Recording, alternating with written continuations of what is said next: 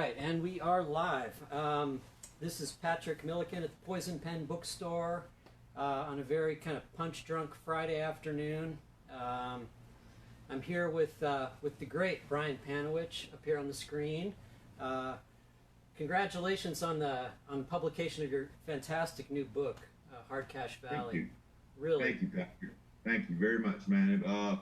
It actually means something coming from you because I know you've read all my stuff, and so if you are digging this one, then I'm validated. So thanks. Oh yeah, I think it's definitely your best yet, and real beautiful book with a lot of surprises too, which we'll get into it too. I have the tendency to give away too many spoilers, so I'm going to try not to do that here tonight. But it's funny, before we got started here on Facebook Live, we were just talking a little bit about these strange times we find ourselves in right now. You know, here we are conducting this interview, and there are some real kind of surprises and unanticipated positive things about this. What do you think? Yeah, well, I tell you, when it first became apparent to me that what I thought was the best book that I have written yet was going to come out in the middle of the worst health crisis that has hit this country, Right. in decades. I allowed myself about a week of panic. I was stressed out, I was worried, and then I kind of said, you know what, man, I'm okay. My kids are okay. My world is okay. I've lived pretty much in self-isolation anyway because I work from home. Right. So, but then it started to dawn on me after these virtual events started happening, like normally on the 5th of this month when my book came out, I'd be getting on a plane and I'd be headed somewhere. I would be sitting in front of you right now. Right.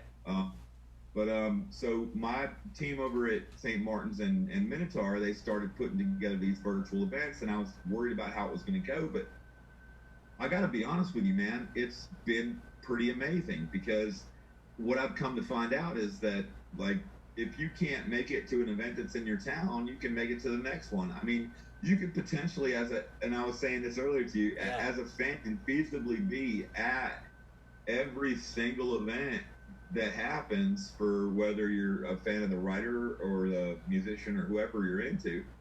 If you like me, if you're a Panowich fan, then you could come to everything I do every day. You could be like yesterday. I was in Augusta doing a thing from my hometown, and I was fielding questions from Texas and from Missouri, and that's cool, man. It's very cool. So cool. You can almost feel like a deadhead. Go on the road. Right, right. It's like being right there with them at all times, man. And I think it's even more intimate, even though we're not together personally. It's most definitely more intimate in the fact where we're all together in this crisis together, and you have access to the people that want you to have access to them. And of course, I want to have access to everyone, so. Well, and also you get to do it from the comfort of your own home, and Yeah, I'm not wearing pants. Yeah. I'm kidding, man. I'm just saying. That's okay. I almost call this thing the no pants tour. Well, just before we get talking about the books, I just want, we were talking about what's going on now, and I understand, you were a firefighter until fairly recently, about a year ago. Is that right? Yeah, a year ago, April. Right. And so, you're definitely what would be considered an essential worker. And I understand your wife is an essential worker. Very much so. Talk a little bit about that, and you're Mr. Mom right now, right? You're taking care of the kids. And yeah, well, okay, I retired from the fire department last April. We crunched some numbers and figured out that I was able to sit home and write while she did her thing. She's a executive director of an assisted living. Oh boy. So she has quite a few very, very old people under her charge, and during this time, that is probably the worst place you could possibly be. Absolutely. Unless you're guarded and protected, and so that's her gig, man. So she has to go. Luckily enough, I was at home, but I did get emailed from the state saying, hey, we need you reinstated. Anybody who's currently has their license lapsed or is not working in fire or EMS needs to reinstate their license just in case there's an emergency and this whole thing goes south, which I did, obviously. But at the same time, like, what do? I've got 4 children all under the age of 15. So I have to homeschool them, and I have to like entertain them and keep the stir crazy from going nuts and keep the bickering down, because my wife has absolutely no choice but to be there to protect the people that she's in charge of. Right. And so far she has done an outstanding job, and there hasn't been any cases that, or deaths in that area, and that's because she is what essential worker actually means by definition. Yes. Yeah, absolutely. And so here I am. I'm at home with these kids, and I'm just blessed that everybody here is healthy. That's so awesome. Yeah. Right. I mean, it does kind of. Patrick, I will say that it's hard for me to watch my friends and my brothers from the fire department be out on these front lines and be doing this job and putting their lives on the line, knowing that they have children too, and not do it with them, not to be there with them. Yeah. That's tough. What can I do, man? I mean, that's the situation I'm in. So I have to do it. I have to be here. These 4 children in my house are more important than anybody else's in my life, anyway. So. I got to say, as far as the fire department goes, one of my relatives, I guess he would be a kind of an uncle. It's my uncle's wife's brother. Anyway, he was a firefighter for I think 27 years, and he recently passed. And this was, before this whole epidemic or pandemic, excuse me. But I went to his funeral, and I didn't know him terribly well, but I get out there, and the whole goddamn fire department was there, and seeing them turn up, and I'm sure a lot of these guys didn't know him. You know what I mean? Doesn't matter, man. Doesn't matter. They know what he did. Yeah, and seeing them all out there, it was so incredibly moving. I walked into this ceremony, and there was probably 300 people there, and over, I don't know, 100 firemen, and they did the whole bagpipe. I mean, the formal send off, and it was very moving to see that. One of the guys who I credit as being one of my mentors, his name is Chris Willis. He's now a chief on the Columbia County Fire Department, but he was a captain when I worked for him, and he was just one of the firemen that taught me how to do the job. And his father was actually the actual fire chief in Augusta, and when his father passed, man, I have never seen anything, honestly, and I know this is almost fucked up to say, but it was beautiful to see so many men and women come out and respect a man that deserved every bit of the respect that he deserved. It was amazing, and that's the brotherhood and the thing that I miss, not being part of the fire department anymore. Yeah. And that's a perfect example of why I feel like I should be out there now doing it, although I can't. Yeah. So. Well. Yeah, I get it. I get what you're saying. Yeah. Yeah, it's amazing. Well, let's kind of get into the book a bit here. By the way, for all those Poison Pen customers watching this, Brian very kindly signed a batch of copies that we should be getting soon. So we'll have signed copies available really soon. They went out today, Patrick. Oh yeah? Went out. Yep. Sweet. Well, one of the things, just to kind of kick off the discussion here, is I really admire what you're doing with the series, as such, because it's not really a series, following one particular protagonist, is it? I mean, it's more of the town or the region as character. It reminds me a little bit of like Winesburg, Ohio, or these series where there are several different authors that have done this, but a different protagonist in each book will carry the book, but then everybody's inhabiting the same world, so they all kind of move in and out of each other's books. It's really, really beautiful way you've done this. Thank you. Was that intentional, or did you? Yeah. Yeah, most definitely. From day one, that was always what I wanted to do. And now there have been authors that clearly have done it so well. Faulkner probably being one of the most like famous, you know. Sure. Elmore Leonard was a huge influence on me because even though Detroit was like a real place, it was Leonard's Detroit, you know. So though his characters crossed over and he created his own universe. City Primeval and all that stuff. Right. Yeah. I mean, whether it be crime or comedy, for that matter. I mean, it all blended together inside of his universe that he created, you know? So that was, from day one, the way Bull Mountain, the first book, was written was so that McFalls County, my fictional county, that is a conglomerate of several places in North Georgia, would always be the main character. That would always be the cohesive tissue between all the books.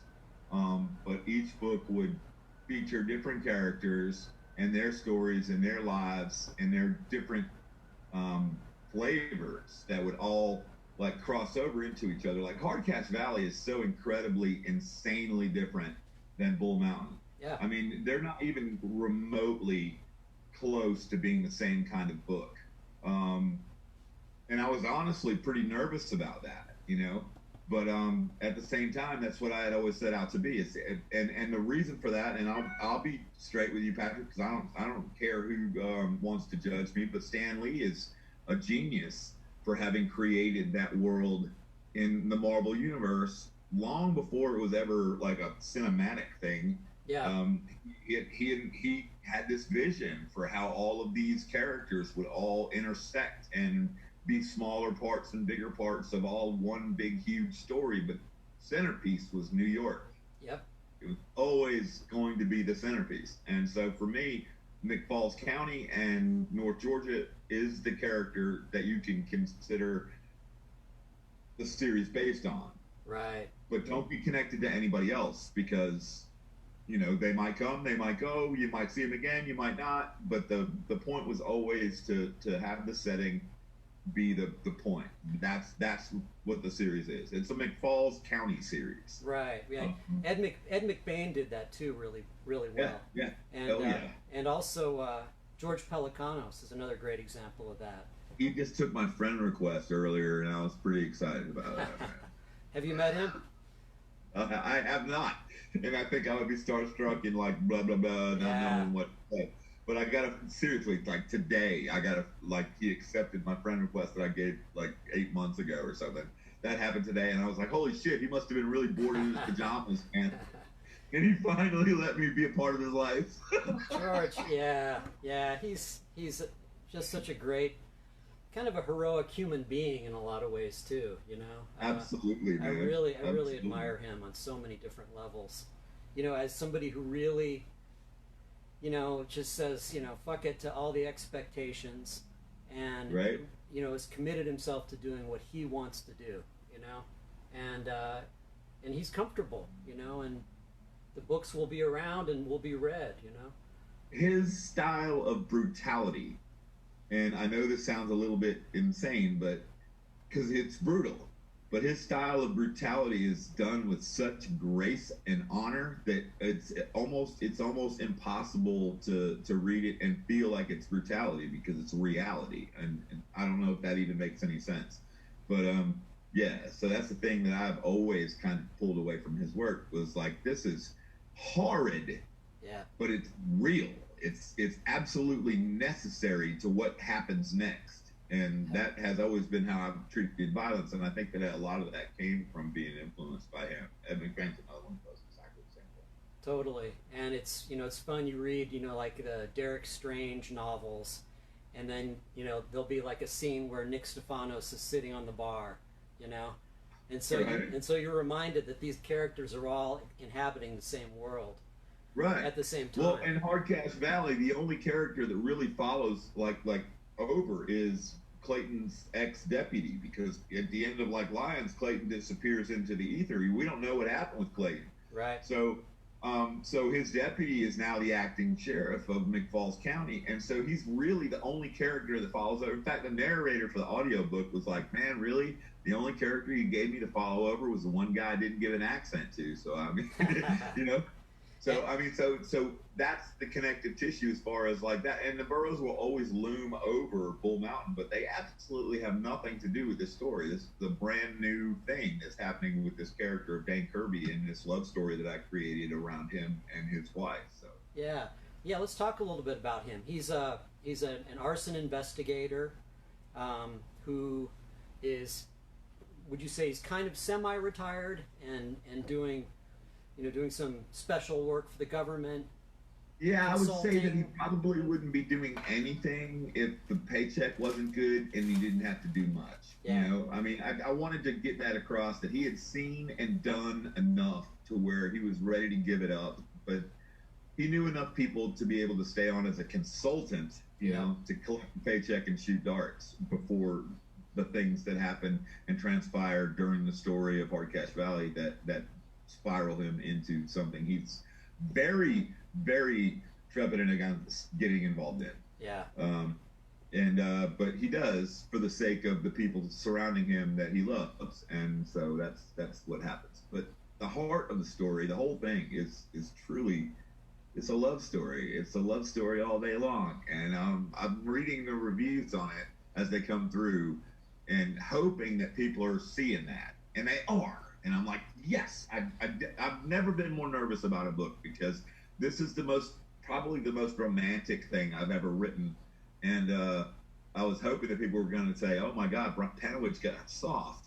You know, I didn't get soft. I just wanted to tell this story about this character and this kind of heartbreak and this kind of pain. And anyway, it seems to be working. Yeah, there's some beautiful scenes where he's discussing, the freckles on his wife's body and tracing and all that kind of stuff. Really beautiful writing.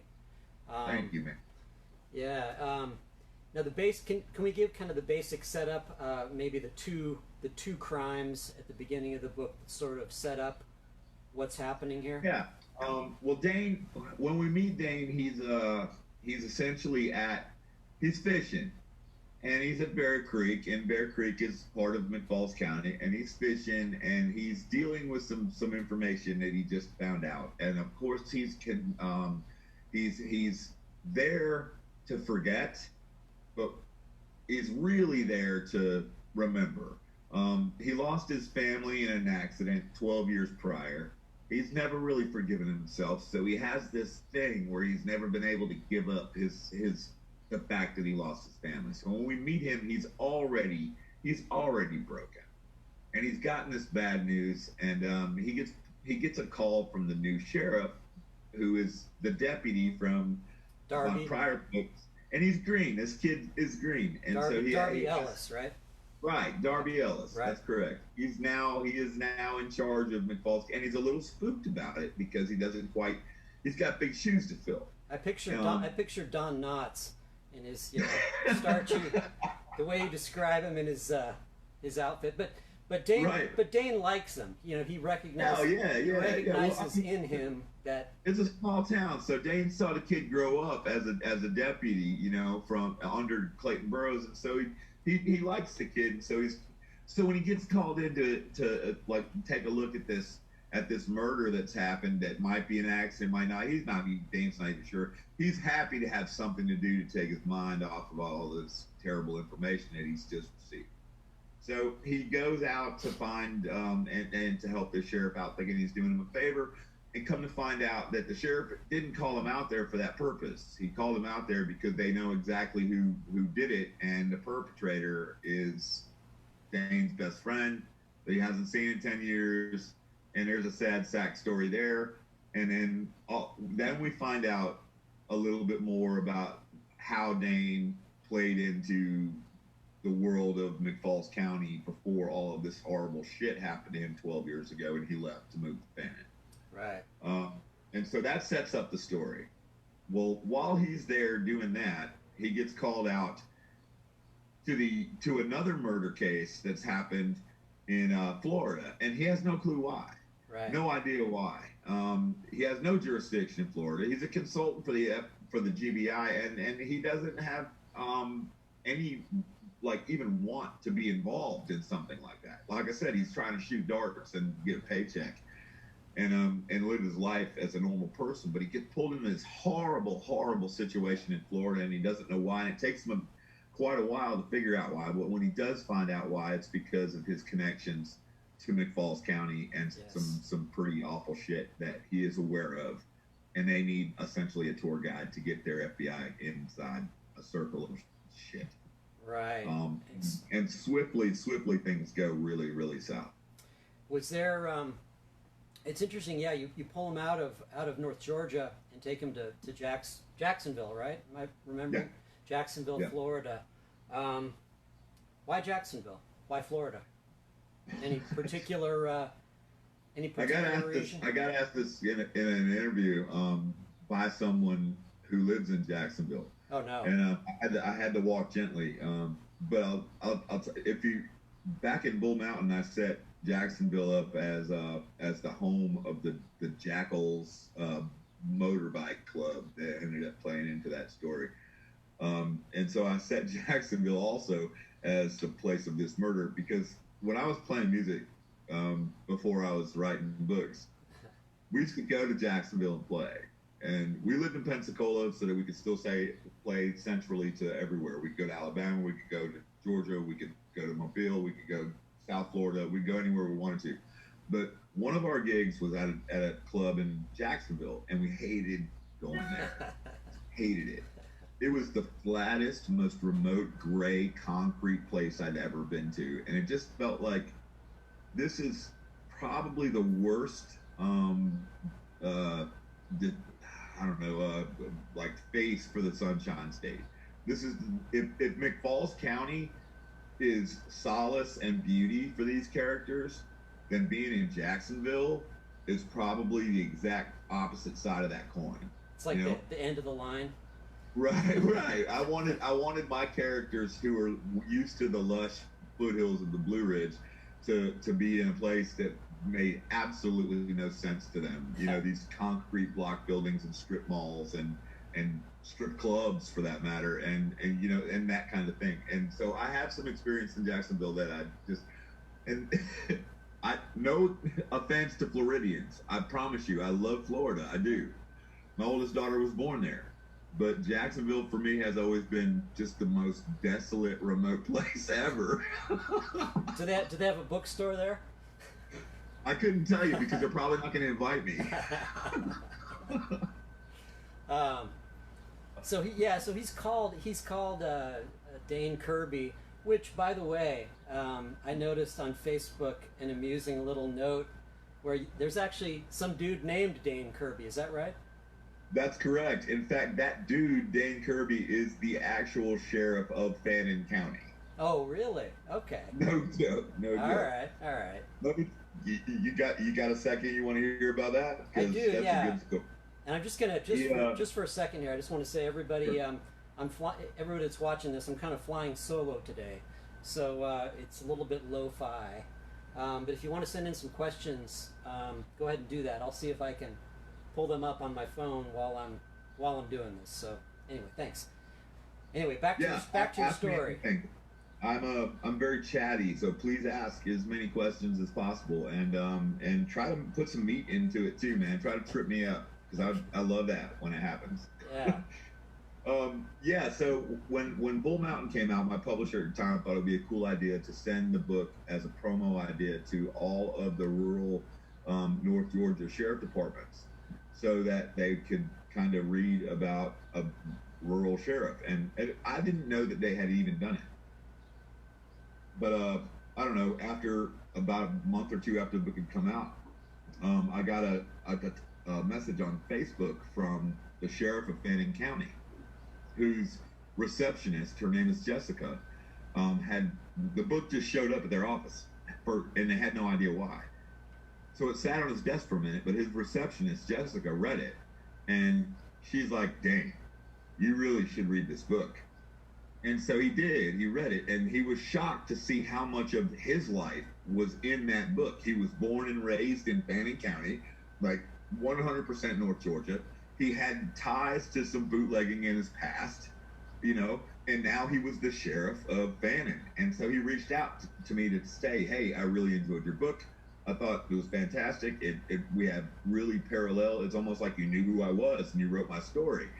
And the whole time I'm talking to him or messaging him back, I'm thinking, man, you've got the coolest name ever for fiction, man. Dane Kirby. I love that. I love that name. So I asked him one day if it would be all right for me to use his name in a book.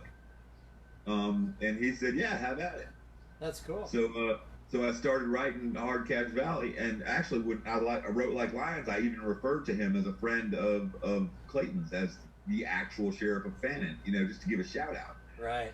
And I wanted that character to use for this book, and so I asked him if I could write about him as the main character in this novel, and he gave me the tip of the hat, and I was like, rock and roll. So that is so Dane cool. Kirby, in my book, only by name is he related to the sheriff of Fannin County, but the sheriff of Fannin County is a real person. His name is Dane Kirby, and hopefully, in the way that Al Simmons was the name of Spawn, created by Todd McFarlane in the comics, I hope that that's the way it works. That someday people will walk into Dane's office and say, hey, would you sign this since you're the actual guy?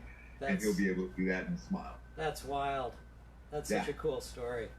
It is pretty cool. Now, at this scene, the scene that he gets called into, this very kind of horrific scene at a hotel in Jacksonville, Dane gets called into. And it is, I do like how you spread it out, and you can see how frustrated he's getting before he does finally find out what's going on. That's great. And then he meets Rosalita Velasquez, is that right? Velasquez, correct. FBI agent, and Jeff Dahmer there. There's got to be a story behind that, man. I had originally, in my first draft, I originally had Dahmer play a little bit more. There was a little more scene that involved him, and Dane constantly cracked cannibal jokes on him, and it pissed him off. But as the drafts began to be revised, the comic of it got lost. And so we pulled that out. But we left his name the way it was because it just made sense to me that an asshole would have a name like as creepy as Jeff Dahmer. Jeff Dahmer, right. Right. So that's how we ended up with that name. Other than that, yeah, there's nothing more behind it except for the fact that he gave Dane a good reason to make fun of this guy whenever he came down on him thinking he was his superior and stuff. Right. Well, it's funny how you mentioned, I didn't really think about it, but, you know, the differences between the style of this book and Bull Mountain and Like Lions, you know, they are very, very different. And this gives you the opportunity to kind of, in some ways, give a riff on a classic kind of buddy investigative team thing, you know, with Dane and kind of an unlikely ally in Rosalita. Right. Yeah. And I think that was the part of the book that was completely unscripted. Like I had no idea that was going to happen. That the buddy cop thing was the part that everybody actually picked up on. Was the part that I never planned. It really wasn't it. I mean, the book itself sprung from the idea of having a man like Dane and not being able to give up on his wife, and that was supposed to be like the backbone of the story.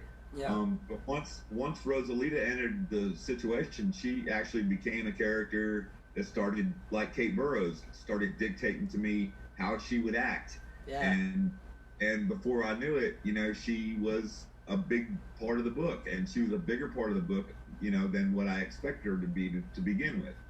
And I'm thrilled about that because I love that when that happens, when those characters say, oh, hold on, I wouldn't do that, so change it. And I'm like, okay, I got it. I know it sounds like mental illness, but they start dictating to me what to do, and that's what happened with her. So, and I'm thrilled about that because she turned out to be a fantastic character for me to write about. Well, in some ways, she allows Dane to kind of, be brought back into the land of the living without having to deal with all the complexities of a romantic entanglement. You know what I mean? Sure, right. And I made sure, in a sense, that wouldn't happen. Yeah. You know, and that was on purpose because I wanted to make sure that there was no Dane's love for his wife is unrivaled by anything and anyone else. And so that was so important to me that I didn't want people rooting for Dane and Rosalita to end up together. You know what I mean? Exactly. So I had to be very careful about their intertwining connections and the way their dialogue and the way they got along, the way they did things. So that wouldn't be something that disappointed people when it didn't happen. Right. So I think I pulled that off pretty well. So. Definitely. And I don't want to spoil the book. There's so much great stuff in this book for you guys to read, but kind of the glue that sort of holds all the different plot strands together is this kid. This kid William Blackwell, which is wow. I gotta hand it to you, man. Where did that come from? And that was inspired. What a great character. That was the scariest part of writing this book. I'll bet. Was I was going to put a character in this book that existed on the spectrum of Asperger's. And if I didn't get that right, I was going to get grilled. Yep. I knew it. So I did my due diligence, man. I talked to parents of children. I talked to young men that had the problem. And I'll go ahead and get personal with you. My nephew has some of the same issues that William does. And so I've spent 10 years around my nephew, watching him grow from 5 to 15, and my nephew William is based on my nephew. Okay. And so I felt like I had intimate knowledge of how it has affected his life. Look, man, 5 years ago, Asperger's wasn't even a thing. People didn't even understand it. 10 years ago in rural Georgia, if a kid had Asperger's and he was in the 5th grade, he was just dismissed as a spaz or a freak or a jackass or whatever the kids wanted to call him. And parents didn't diagnose him. There was no medication. There was no routine. There was no special schools. It was just something that well, my kid's different and I don't know what to do about it. So I'm just going to have to deal with it. That boy ain't right. Right. That boy ain't right. Exactly. Patrick, you're with me. I mean, seriously. And so I watched my nephew have to kind of deal with that until he finally was diagnosed, and I watched the quality of his life change.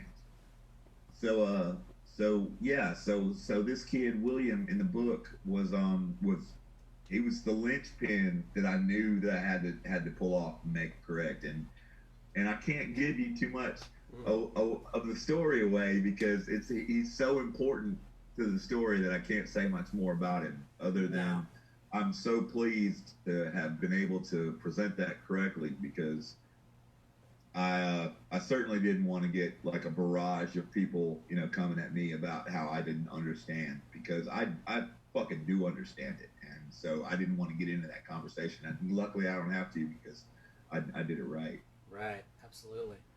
I'm trying to think if there's anything more we can really say about the book. The one thing I do want to ask you, again, it's fairly early in the book, so it's not really spoiling anything too much. That crime scene that I referred to a couple times in Jacksonville that he goes to, this character that is found dead in a very graphic way, is killed in a very interesting way, Is it okay to talk about that, or do you think should we not? Sure, absolutely. I mean, it's on the flap of the book, man. If you open the book and look at the flap, they're going to talk about Arnie Blackwell being killed. So go ahead. By a small piece of bamboo called is it a baston? Baston? It's a baston. Baston. I think baston is the Americanized way of saying it. Baton is another way of saying it. It's simply a weapon in Kali martial arts, which is Filipino martial arts. Right. And it's a quarterstaff, but they're normally used in a set, and I was fascinated by that. The amount of damage that someone can do with a small piece of bamboo is just incredible. In the right hands, yeah. And it's interesting once I started plotting out the book, like Dane started the book, the character of Dane started the book, but once I started plotting out what was going to happen, and I knew that cockfighting was going to be part of the story, and I knew that in the Philippines that was a big deal. I started going down this rabbit hole, like, okay, so cockfighting leads to the Philippines, and then in the Philippines, what kind of look? And then I found out that Filipino martial arts called Kali was based around two bamboo quarterstaffs, and so I started watching all these videos, these YouTube videos about how these guys would whoop. I mean, they would stop people with guns and knives with sticks, and it was insane, man. I was like, holy shit! I've never seen anything like that. It's incredible. So I knew right away that whoever my guy was going to be, who was hunting this kid, was going to use that as a weapon. And yeah, so that's wild. So you went down the rabbit hole of watching tons of YouTube videos with this. Right. Dude, I spent like 2 weeks watching people just beat the hell out of each other with bamboo sticks, man. And I was like, wow, that is crazy, man. There's actually a video on YouTube of a guy that is shooting at a guy that is deflecting bullets with two sticks. I kid you not. I kid you not. Just because they're aware of what's going on, and I don't know. I'm gonna have to search that one out. That sounds great. I'll send it to you, Patrick. Okay. I'll send it to you. Now, I was gonna bring up the cockfighting stuff. I'm assuming you're a Charles Willeford fan.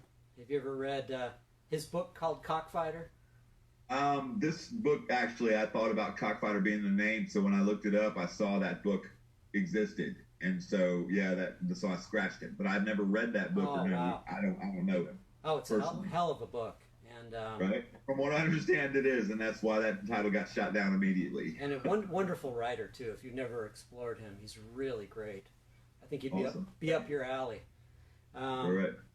Well, let's see. Okay, so just kind of going forward, would you consider the 3 books so far to be standalones? From the point of view that, I do, that somebody could easily pick up Hard Cash Valley who hasn't read the first 2 books.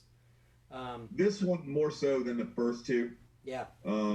And there's the reason for that is because I made a decision with Bull Mountain to keep.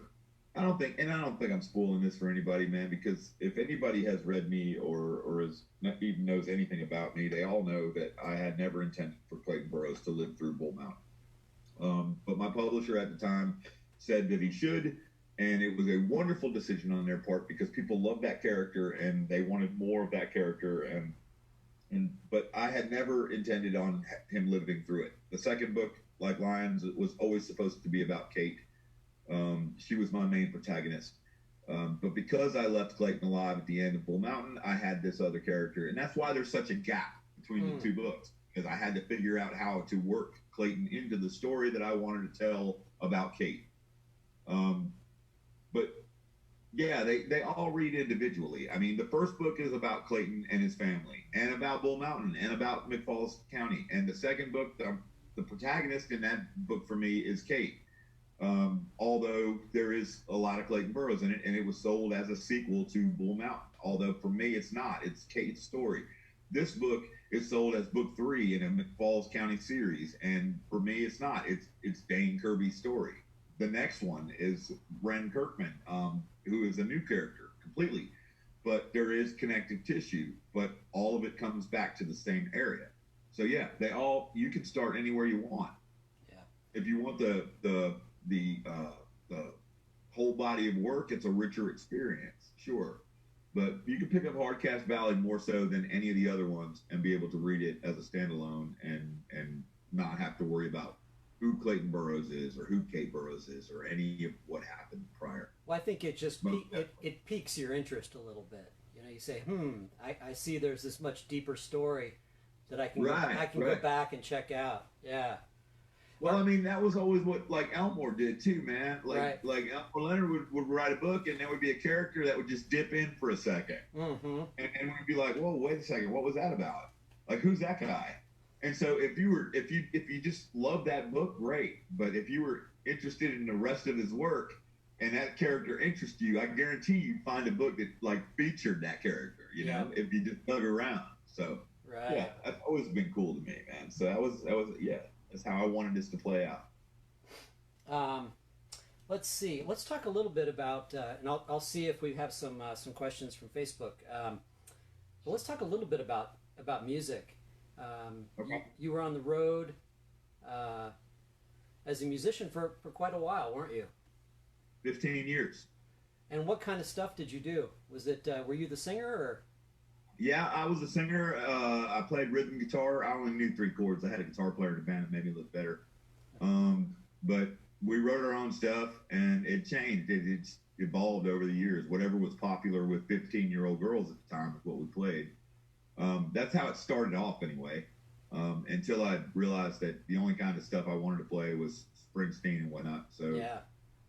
Then I started writing story songs, and before you know it, man, we were more of an outlaw country band than we were anything else. So it was a huge shift in pitch from the way we started to what we ended up. I'll say that. We started off as Green Day. We ended up as Waylon Jennings. How'd that happen? Now, did you grow up in Georgia? I was a Army brat. Okay. So I didn't really grow up anywhere. But my dad did retire here when I was 12. Okay. So I learned how to drink beer and flirt with girls here. So this is home, you know. Yeah. So Georgia is home for me.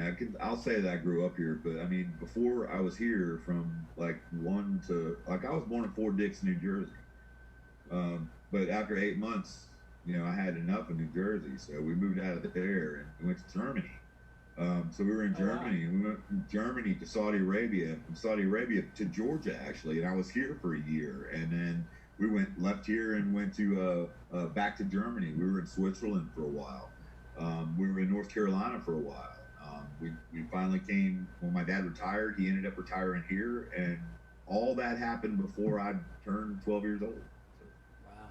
So you have a broader perspective, perhaps, than some people, you know, that because you've lived abroad and. Well, it's almost like a curse, though, man. I mean, Patrick, I think that's why most of my books focus so much on family and roots and connection to people that you would live and die for, because I never knew what that was like. Yeah. You know, there was never a person I met that I didn't have to say goodbye to a year and a half, 2 years later. You know, my entire childhood. And let me tell you something, man. When you get to be 10 and 11 years old, that shit matters. It hurts. So it wasn't until I was 12 years old and my dad finally retired in Georgia that I actually made friends that I have now to this day. You know? My dad was the same story. You know, he was an Army brat, and yeah, every year and a half, 2 years, you know, completely different city. And so he's you get it. You totally understand it. Yeah, man. I swore to myself that no matter what I ended up doing for a living, I would never take my kids and put them through that. Now, I don't resent my father for it, man. You know, I mean, that was his career. I mean, that's what he did. I mean, there was no choice. And I don't have any hard feelings about it whatsoever. But I just knew that for me personally, I wanted my children to be able to say they had a home and that they knew people. And because I was so fascinated by the subject, like my children are used to it, you know, so. And that's how I want it to be. I always want them to feel like there's a spot they can go that belongs to them. Yeah, that was my dad. I've never felt that way, you know. That was my dad too. You know, he just wanted us to stay put. You know, stay put and develop roots and stuff like that. When he got out of the military, what did he say to you? Did he tell you never to join the military? Well, when he was the kid that was the military brat. So it was my grandfather that was the career military guy.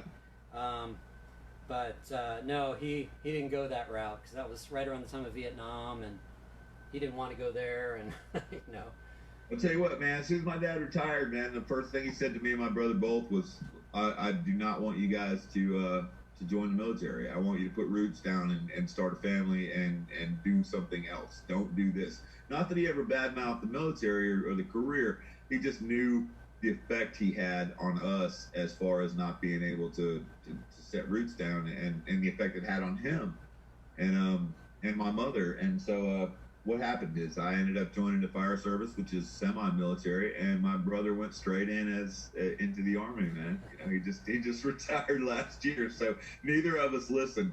So both of us, you know, just said, "Okay, Dad, thanks for the advice," and then we just went anti-authority on it. So now, having that experience when you were really young, did that? You just have the one brother? Do you have other siblings? Yeah, I just the one brother. It's always we've kind of been this satellite family of 4 people that existed around the rest of my people that live in various places. So I mean, I don't even know most of the people I'm related to. But you and your brother, I'm sure, are real tight. Well, it's tough to be tight when you're far apart, but yeah, we're as tight as we can get. Yeah, I'll say it like that. Yeah, yeah. He's far from me, and he's settled. He just, like I said, he just got out of the military, so now his whole dream has been to live in the woods and shoot squirrels off his back porch, and now he's finally able to do that. So I'm happy for him. You know, but I mean, he was in the army. He did 4 tours in Iraq and Afghanistan. I mean, he's got 4 children, and he's maybe been to 7 birthdays. You know, I just can't even imagine what that's like. Yeah. You know, so for him, he's finally home, and he's at peace, and so I'm happy for him. That's awesome. With music, you know, it's funny, you know, with Georgia, I wanted to ask you about it because I love blues music, and I'm sure you do too, blues and roots music, and before this, we were going to talk today, I was in the back room listening to some of the great Georgia blues players, you know, and they all have the coolest names. I mean, the Georgia, like the Piedmont blues guys, I mean, they have the best names. You got Barbecue Bob. Blind Willie McTell. Barbecue Bob is my favorite. Yeah. Peg Leg Howell. Scrapper Blackwell. I mean, it's just such a wonderful. You're such a musical explorer, Patrick. I mean, love that stuff. You should write a book, man. Seriously, that's what you should write a book about. You should be the guy that writes that book, man. It's where because right now you're an insane sponge of information. It's where Georgia blues meets Krautrock. That's the intersection at the moment. That's it. I know, it's goofy. Let's see here. Let me see if I can. There's people out there that would love it. I'm sure of it. Yeah, some psychotic people, maybe. I'd buy it. All right. A woman named Katie asks, which fictional character would you choose to be stuck in quarantine with? Additionally, which of your own characters would you most like to punch in the face? That's it. What fictional character would I want to be stuck in quarantine with? God, that's a tough one. Let me do the second part first, man. All right. The second part. Which of my characters would I most likely want to punch in the face? It would most definitely be Bob Kane, the guy that Vanessa takes care of in Like Lions, man. He's a douchebag, 100%. And maybe Eric Talbot, Agent Eric Talbot from the new book, because he's not right either. Not enough to shoot him, but enough to smack him. Right. Okay, because there's a difference. Fictional character that I would want to spend time with in quarantine. That's a tough one because is your wife close by? No, not at all. Not even, no. So I can be completely square and honest with you. But Jessica Rabbit, maybe that would be a good one. That would be a good one. Yeah. I'll go with Jessica Rabbit. That would be interesting. As far as like having something to do. If I wanted to have a conversation, though, I think.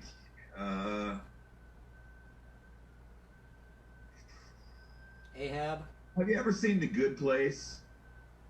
No. Patrick, you ever I watched have that not. television show? No. There's a character played by Kristen Bell on that show that she's a real person. Obviously, she's an actress, but that character she plays on that show, I would spend time with that fictional character because she would constantly keep me on the edge of my wit. So, yeah. So if I wanted to, if it's a question of like caveman, Jessica Rabbit. Otherwise, I'd go with Christabel. Great answers. I hope so. Yeah. I think I might have just lost Katie as a fan. You may know Katie. I don't know. Let's see here. We've answered this one. Does the series need to be read in order, or can I read your new one and go back? We've kind of talked about that.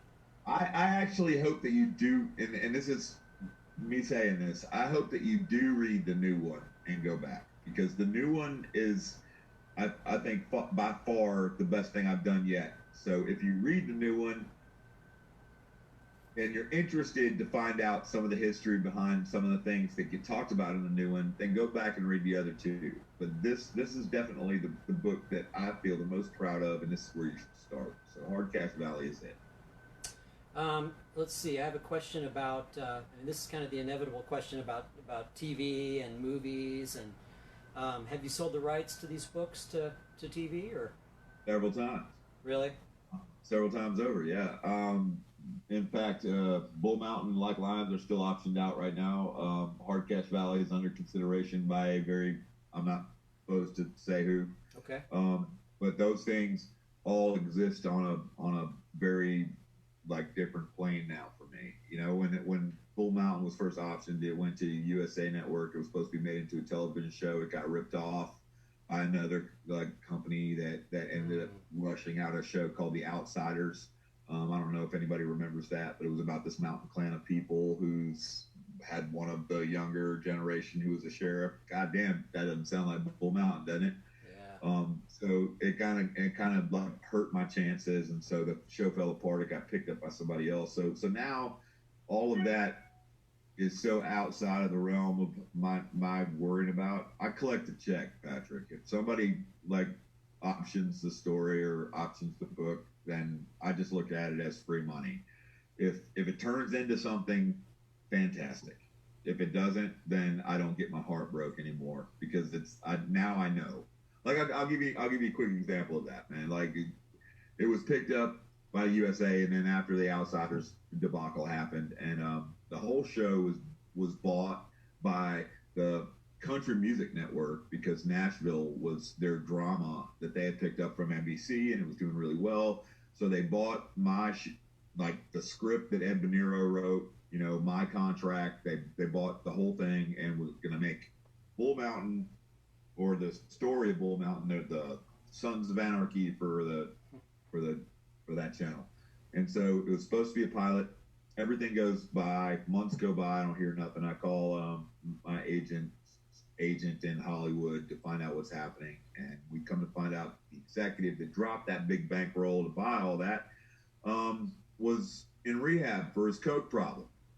And I was like, if that's not the most cliche shit of all time, ever, it's like that was the less than zero answer, right? So I mean, it was coke too. Yeah, man, I didn't even know they still made that. Damn. So there you go. So I mean, so now I just don't take it seriously anymore, man. When I get a phone call about it, I'm like, great. How much do they want to pay me, for not doing anything? I'll take it. Found and money. if they have to make a movie, then great, cool. And if it's good, I'll be even happier. But I don't count on it. I like being a writer, and that world in Hollywood is not for me. So let me see. Couple of stalkers on here for you. Cool. No real questions. Somebody saying, glad you're being a super dad at home with your Thank kids. You. Thank you. Yeah. It's not easy. No, we can probably take it in for a landing. But I really appreciate you taking the time out to talk to us tonight. And it's been great. Great catching up with you, and thanks everybody for tuning in to the show. And as I say, we'll have signed copies of Hardcash Valley really soon. So stay tuned. We have lots more cool programs. Patrick, yeah. Do you mind if I do something real quick and just give these folks a couple of recommendations? Absolutely. Okay, listen, this is called Bearskin. It's written by a guy named Jim McLaughlin. If you haven't read this, Patrick, have you read this? Yeah, it's a hell of a book. Oh my God, is this book good? It's so good. So if you get an opportunity to, when you're ordering Hard Cash Valley, throw this one in there too, man, because it's fantastic. It's a mind blower. Also, James Anderson's Never Open Desert Diner is my hands down favorite book of the past decade. I got to meet him. I was starstruck. I think I drooled a little bit. But at the same time, this book is one of the, it's something you're going to read that you have never read before. A lot of books, the song remains the same. This book is a different song. So I just wanted to get that in there, man. That's a terrific, yeah, those are terrific book. The Anderson book, I mean, it's set kind of, you know, on these little desert communities out between, you know, I believe, Jim, correct me if I'm wrong, but it's between Arizona and Nevada. It's out in the Nevada. In Nevada, right. And it's just about this story about this guy who runs his little delivery service, man, because FedEx and UPS won't do it. Yep. And shit that he falls into is so brutal and romantic and gorgeous. And the way James tells a story, man, it's almost like he's singing a lullaby in your ear, and it's insane. It's so good. It's surreal, very surreal and kind of cinematic. You know, you see right. the guy with the. I don't understand. I don't understand why he's not being heralded as a Pulitzer winner for fiction. Honestly, I don't get it because it's genius. The guy walking down the road with the cross. Remember that? Oh, the best part is when the bathroom, I can't even get into it, man. When he goes in the bathroom and he sees what's in the bathroom, when the main character and he comes back out and the guy's working on his bike as if nothing ever happened. Okay, I'm sorry, I'm not going to say anything else. I have to say that if you order a copy of Hard Cash Valley, even if you don't order a copy of Hard Cash Valley, call Patrick at the Poison Pen and get that book. It's called The Never Open Desert Diner. And then when you're so incredibly happy because I've made that recommendation, then buy my book, and then that'll make me happy. And his second book's really good too. It is fantastic, yeah. But I won't need to sell anybody on that one once they read the first one. Then they're just going to be fans for life, you know. Well, hell, what else are you reading? Lullaby Road is the second book. Lullaby Road, yeah. What else are you reading? Right now, now that I'm done reading like Sea Turtles in Danger and stuff for home learning. I'm actually I just finished this one. It's called The East End by Jason Allen. He's another Georgia writer. Don't know it. He's actually a Georgia writer who teaches in North Georgia, but he is also from Long Island. And so this is a book about a punk kid who lives on the poor side of the Hamptons, who thought even a thing existed. Yeah, right. And so some tragedy happens there. So I'm really enjoying that one. But honestly, man, I'm trying not to read and write so that I can get my fourth book finished and turned in while I've got the time. So, can you give us a little taste of what it might be about, the fourth book? Yeah, I'm going after the Kenneth Copelands of the world. All right. Yeah, the faith, the prosperity gospel based faith healing predator sons of bitches that are out there doing their thing are going to be taken down really hard. Well, one of them anyway, that's based in Georgia that I am not basing necessarily on Keprodollar is going to be taken down really hard by a granite worker from McFalls County who snaps and loses his shit. I'll give you that. Can you believe that Jim Baker's crawled out of the whatever swamp he was hiding out in? That is exactly why I'm writing this book, man, because when I was 12 years old, my mother gave $10,000 to that piece of shit before he was called out as the fraud he is. And it had a dramatic effect on my family. And I've carried that around from me for a long time. And during this pandemic, this guy, Jim Baker, is on TV. He's working.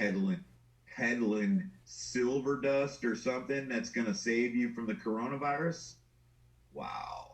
These people need to be called out, man. And I am a fiction writer, and so my next book is doing exactly that. So. Godspeed. And since I write fiction, I can do it. Well, let me say goodbye to the Facebook audience real quick. Thanks everybody for tuning in today, and